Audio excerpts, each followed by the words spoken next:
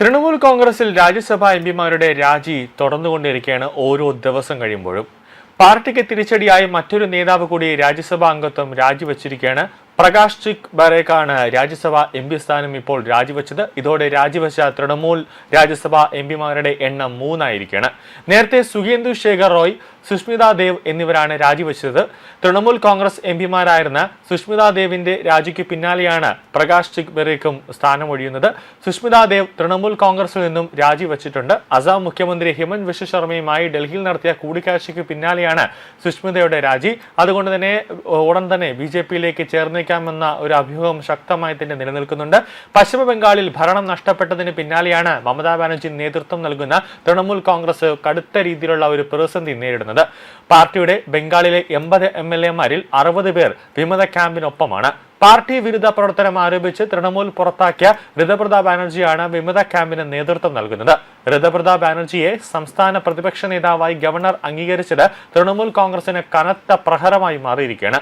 അതിനിടെ ലോക്സഭാ എംപിമാർക്കിടയിലും വിമത നീക്കം സജീവമായി തന്നെയുണ്ട്.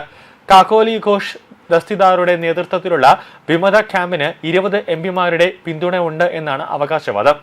സയോനി ഘോഷ്, അതോടൊപ്പം തന്നെ മാല റോയ്, യൂസഫ് പത്താൻ, ശത്രുഘ്നൻ സിൻഹ ഉൾപ്പെടെയുള്ള എംപിമാർ വിമതർക്കൊപ്പമുണ്ട് എന്നാണ് റിപ്പോർട്ട്. ഇവർക്ക് NDAക്ക് പിന്തുണ നൽകുന്നതിനായി ലോക്സഭാ സ്പീക്കറെ കണ്ട് കത്ത് മുഖേന അറിയിക്കുന്നു എന്നാണ് റിപ്പോർട്ടുകൾ.